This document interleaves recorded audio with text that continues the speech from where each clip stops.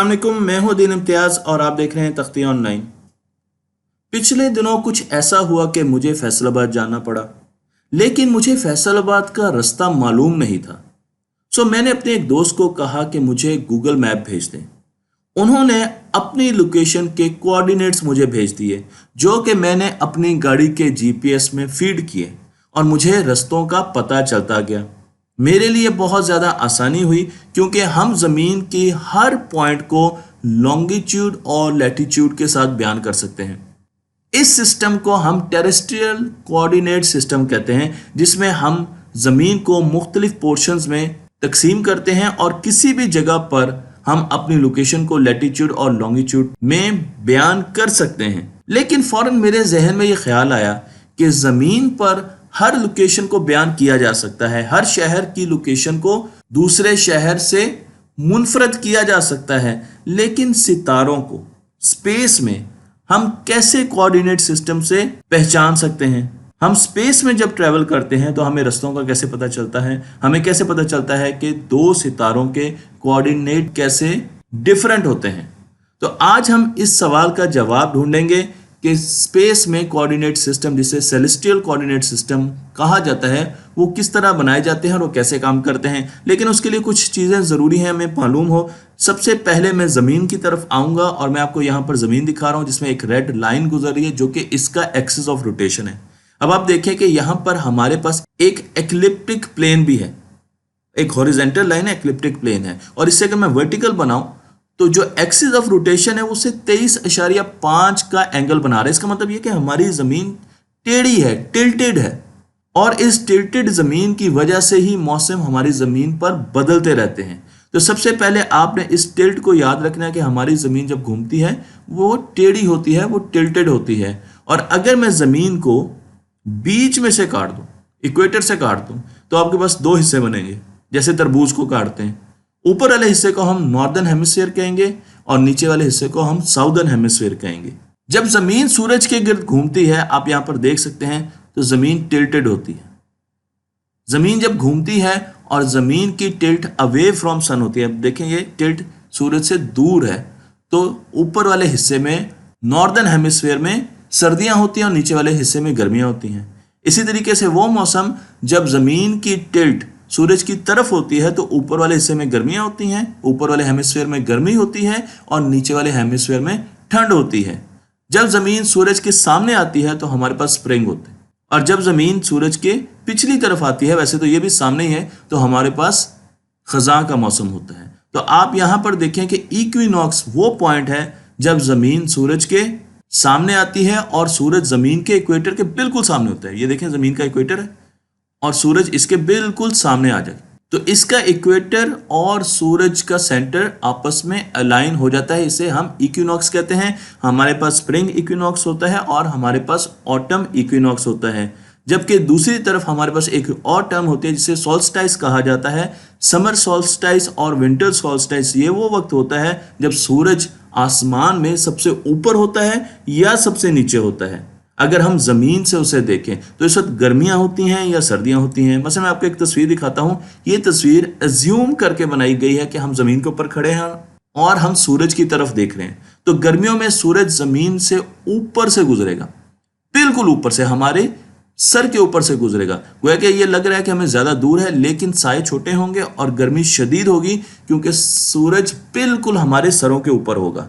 लेकिन सर्दियों में लगेगा हमें यहाँ से ऐसे कि सर्दियों में सूरज हमारे करीब होगा, लेकिन ये करीब होने के साथ साथ तिरछा है, और तिरछा होने की वजह से इसकी किरणें ज़मीन पर तिरछी पड़ती हैं। साए बड़े होते हैं लेकिन गर्मी उतनी ज़्यादा नहीं होती। जबकि ऑटम और स्प्रिंग में सूरज विंटर और जो समर की ट्रेजेक्टरी है उसके बीच में से गुजरता है। तो इसलिए हम सोल्स्टाइस से बात करते हैं तो सूरज हमारी ज़मीन के या तो बहुत ऊपर से गुजर रहा होता है या वो बहुत नीचे से गुजर होता है, तो इसे सोल्स्टाइस कहा जाता है। मैं आपको एक और कॉन्सेप्ट यहाँ पर देता चलूँ, और वो कॉन्सेप्ट है वर्नल इक्विनॉक्स का।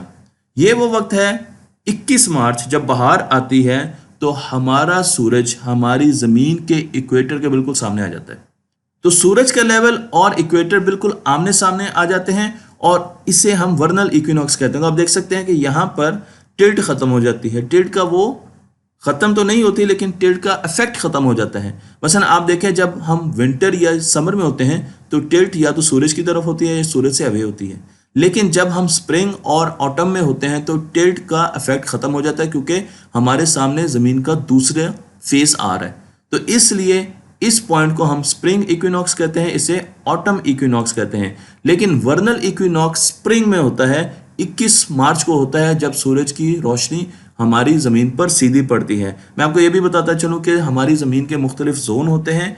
मसलन इक्वेटर मैंने आपको यहाँ पर दिखा दिया, और इसके ऊपर जाएंगे तो हमारे पास इक्वेटर के ऊपर और नीचे ट्रॉपिकल जोन होता है, जिस पर मैं डिटेल में वीडियो बना चुका हूँ। उससे ऊपर जाएंगे तो ट्रॉपिक ऑफ कैंसर आएगा, फिर हमारे पास आर्कटिक सर्कल आएगा, ट्रॉपिक ऑफ कैप्रिकॉर्न आएगा और एंटार्क्टिक सर्कल आएगा। तो ये मुख्तलिफ जोन्स हैं जो कि हमने ज़मीन पर खुद बनाई हैं। और वर्नल इक्विनॉक्स उस वक्त होता है जब ज़मीन पर अपर हेमिस्फीयर और लोअर हेमिस्फीयर या इक्वेटर के ऊपर और नीचे एक किस्म की हिद्दत से धूप पड़ रही होती है, सोलर एनर्जी दोनों तरफ बराबर होती है और सबसे ज़्यादा होती है। इस पॉइंट को हम वर्नल इक्विनॉक्स कहते हैं। और ये पॉइंट बहुत अहम है, क्योंकि आगे कोऑर्डिनेट सिस्टम में ये बेसिक रेफरेंस होगा किसी भी सितारे को इंडिकेट करने के लिए या उसकी पोजीशन को मालूम करने के लिए। मैं आपको ये बता चुका हूँ कि लॉन्गिट्यूड और लैटिट्यूड के लिए हम ज़मीन को मुख्तलिफ हिस्सों में काटते हैं।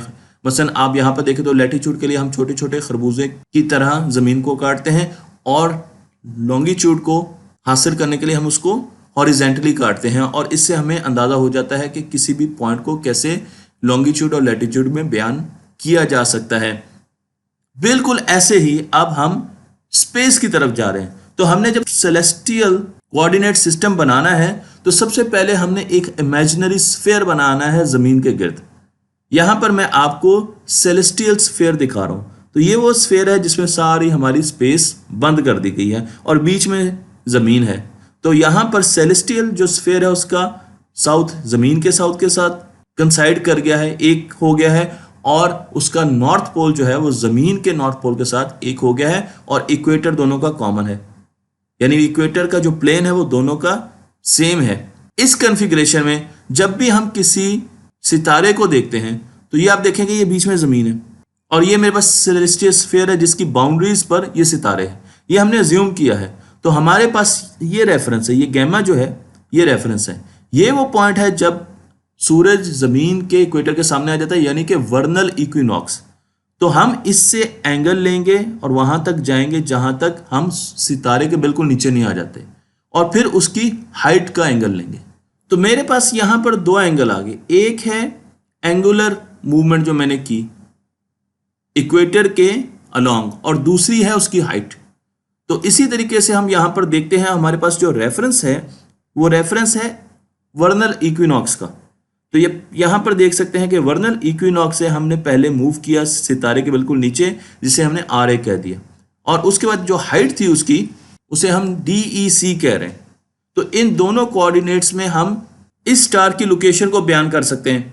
चलिए एक एग्जांपल देख लेते हैं। मेरे पास यहाँ पर वर्नल इक्विनॉक्स है 0H पर, और मैंने एक स्टार की पोजीशन को मेजर करना है इक्वेटोरियल कोऑर्डिनेट सिस्टम में। इसे इक्वेटोरियल कोऑर्डिनेट सिस्टम कहा जाता है क्योंकि हम इक्वेटर का प्लेन यूज़ कर रहे हैं। और उसके बाद जब मैं यहाँ पर ओरिजिन पर आया तो अब मुझे इक्वेटर के गिर्द घूमना है, और मैंने कितना सफ़र किया, मैंने 3 आवर्स का सफ़र तय किया। और उसके बाद मुझे ऊपर जाना है, तो मैंने कितने एंगल ट्रेवल किया है, मुझे 45 के एंगल पर ऊपर जाना पड़ा। तो इस तरीके से मैं इस स्टार की लोकेशन को लिख सकता हूं कि ये 3H 45 के एंगल पर मौजूद है। आप देख सकते हैं कि यहाँ पर अगर मैं पूरा चक्कर लगा के आऊँ तो मैं 24 घंटों के बाद दोबारा वर्नल इक्विनॉक्स पर पहुंच जाऊंगा।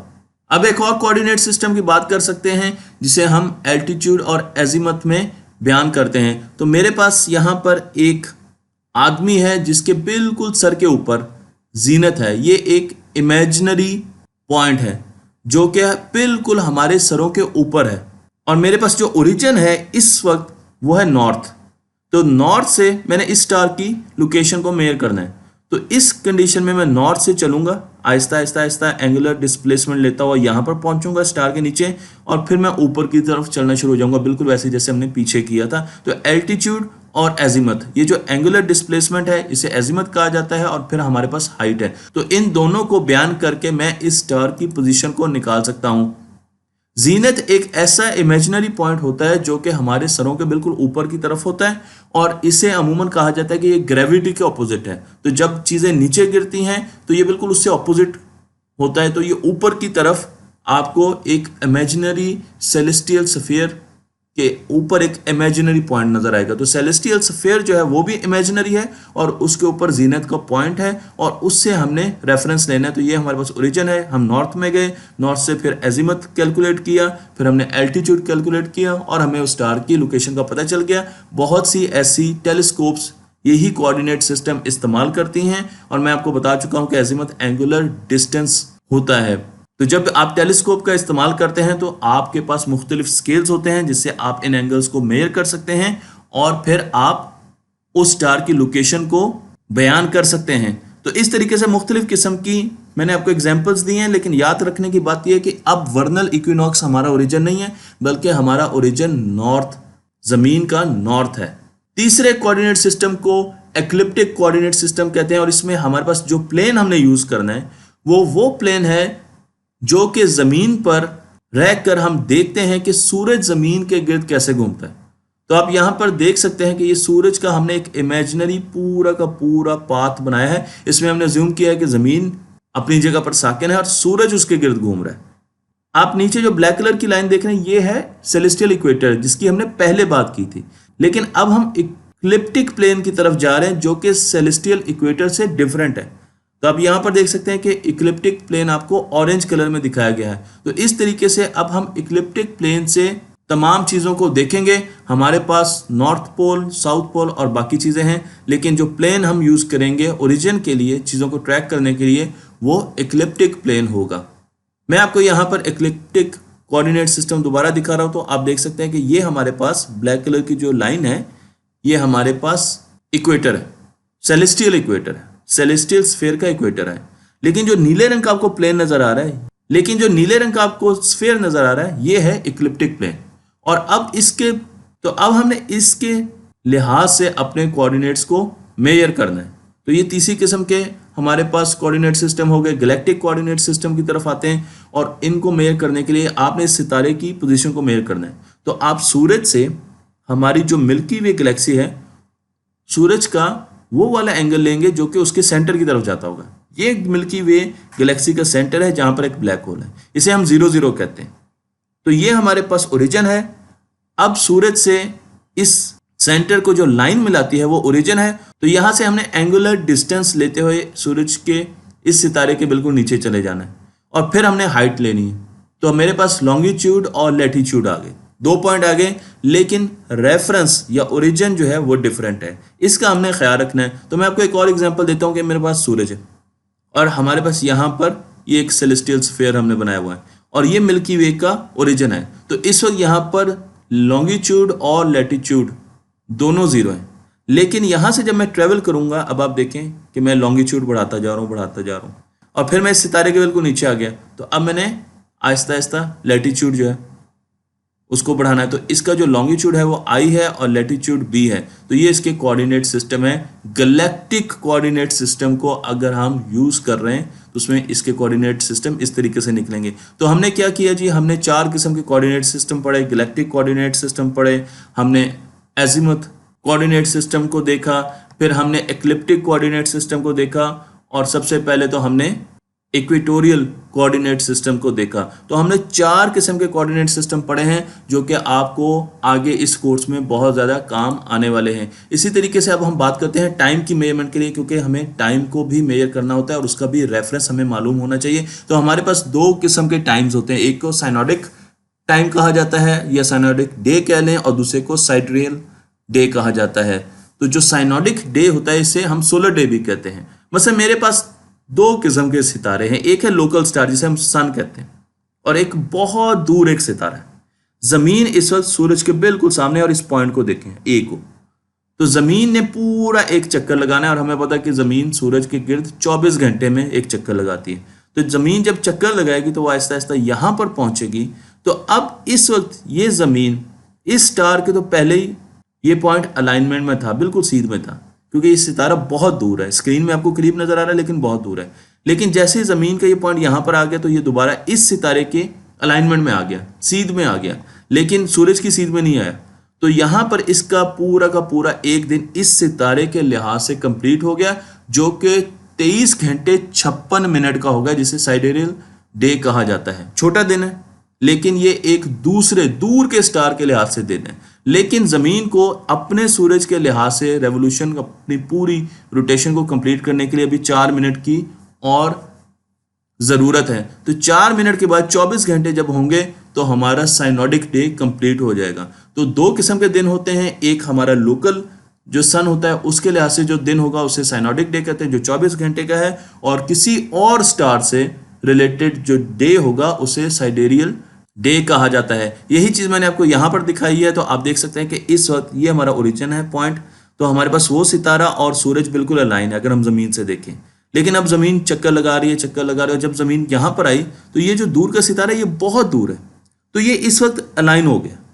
अभी 24 घंटे नहीं हुए, अभी 23 घंटे और 56 मिनट हुए, तो ये सितारा अलाइन हो गया। इसका मतलब ये कि इसके लिहाज से हमारा दिन पूरा हो गया, जिसे हम साइडेरियल डे कहते हैं। और उसके बाद जमीन ने अब 4 मिनट और घूमना है, तो फिर हमारा सूरज हमारे सामने आ जाएगा और 24 घंटे पूरे हो जाएंगे। तो इसीलिए साइडेरियल डे हमेशा छोटा होता है। जब हम दूर के सितारों की मदद से टाइम को मेजर करने की कोशिश करते हैं तो हमें साइडेरियल टाइम में जाना पड़ता है, और दूसरे वक्तों में हमें साइनोडिक डे, लोकल अगर सूरज की बात करें तो हमें साइनोडिक टाइम को देखना पड़ता है। इसी तरीके से आप महीने की बात करें तो मैंने आपको महीने की भी बात की है कि साइनोडिक जो महीना होता है वो 29.5, यानी जो लूनर मंथ होता है वो 29.5 दिनों का होता है।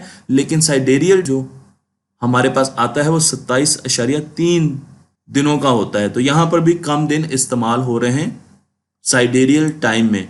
चलें अब हम जमीन की रोटेशन की बात कर देते हैं, क्योंकि ये भी एक वेरिएबल है।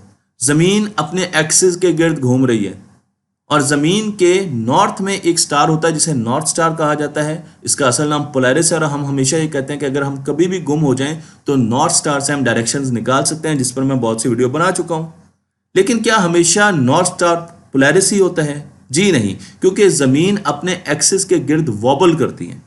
आप यहां पर देखें तो जमीन घूम रही है, लेकिन वक्त के साथ साथ जमीन का एक्सिस भी चेंज हो रहा है, और वो एक पीरियोडिक मोशन ले रहा है। ये पीरियोडिक मोशन 26,000 साल का होता है। तो 26,000 साल के बाद जमीन का एक्सिस उस जगह होगा जिस जगह आज इस वक्त मौजूद है। तो अब हम जब देखते हैं यहां पर देखें, ये पूरा एक सर्कल आपको जमीन के एक्सिस की वॉबलिंग या उसकी रोटेशन के बारे में बता रहे हैं। जमीन अलग रोटेट कर रही है, लेकिन उसका एक्सिस भी आहिस्ता आहिस्ता रोटेट कर रहा है, उसकी टिल्ट भी चेंज हो रही है। इस वक्त हमारे पास पोलैरिस नॉर्थ स्टार है, लेकिन आज से कई हजार साल बाद हमारे पास वेगा नॉर्थ स्टार होगा, जिस तरीके से 14,000 एडी में वेगा नॉर्थ स्टार था। तो जब हम सेलेस्टियल कोऑर्डिनेट्स की बात करते हैं तो हमें यह टाइम बताना होता है कि हम किस साल की बात कर रहे हैं। इसीलिए जब भी आप कोई भी कोऑर्डिनेट सिस्टम को मेंशन करेंगे तो साथ आपने डेट जरूर मेंशन करनी है, ताकि उससे हमें पता चले इक्वेटोरियल सिस्टम में कि उस वक्त का नॉर्थ स्टार कौन सा था। क्या उस वक्त पोलैरिस नॉर्थ स्टार था या उस वक्त वेगा नॉर्थ स्टार था। तो ये एक बहुत अहम चीज़ है और आपको कई जगह पर नजर आएगी डेट मेंशन की हुई। आखिर में मैं आपको ये बताना चाहूँगा कि हमारे पास कई ऐसे वेरिएबल हैं जो चेंज होते हैं, और इनके बारे में हमें बताया एक साइंसदान जिनका नाम था मिलेंकोविच, और उन्होंने अपना एक साइकिल दिया जिसे मिलेंकोविच साइकिल कहा जाता है। तो हमारे पास प्रिसेशन है, यानी ज़मीन का एक्सिस आहिस्ता आहिस्ता रोटेट करता है, तो इसमें चेंज आती है। इसी तरीके से ज़मीन की जो टिल्ट है वो भी चेंज होती है, 24.5 भी होती है, 22.5 भी होती है वक्त के साथ साथ। और ज़मीन का जो एलिप्टिक ऑर्बिट है वो भी चेंज होता है, कभी वो बहुत ज़्यादा एलिप्टिक हो जाता है और वक्त के साथ साथ कभी वो बहुत कम एलिप्टिक होता है। तो इस तरीके से आप देख सकते हैं कि ये पूरे पैरामीटर्स हैं, और जब ये पैरामीटर्स चेंज होते हैं तो हमारे पास एक वक्त ऐसा आता है जब ज़मीन और सूरज की ऐसी ओरिएंटेशन बनती है कि मिलेंकोविच साइकिल के मुताबिक उस वक्त आइस एज ज़मीन पर शुरू हो जाती है। तो हम यहाँ पर देख सकते हैं कि एसेंट्रिसिटी अपने आप को कई हजार सालों के बाद रिपीट करती है, 100,000 सालों के बाद अपने आप को रिपीट करती है। इसी तरीके से ओब्लिक्विटी ऑफ एक्लिप्टिक जो आपको यहाँ पे टिल्ट नजर आ रही है वो अपने आप को 41,000 सालों के बाद रिपीट करती है, जबकि जो ज़मीन का प्रिसेशन है, जो उसका वॉबलिंग है अपने एक्सिस की, वो 26,000 से 21,000 साल के बाद अपने आप को रिपीट करती है। इसलिए मिलेंकोविच ने मुख्तलिफ साइकिल्स ड्रॉ करके हमें बताया कि इनमें से एक ओरिएंटेशन ऐसी आती है जब ज़मीन पर मुकम्मल आइस एज आ जाती है, और हम ये समझते हैं कि मुस्तकबिल में भी ऐसी ओरिएंटेशन आ जाएगी जब ये तमाम एंगल इस किस्म की वैल्यूज़ ले लेंगे कि ज़मीन पर आइस एज आ जाएगी। तो मुझे उम्मीद है कि आपको ये वीडियो पसंद आई होगी। तख्ती ऑनलाइन को लाइक कीजिए, शेयर कीजिए, और स्पेस के बारे में जानने के लिए हमें देखते रहिए।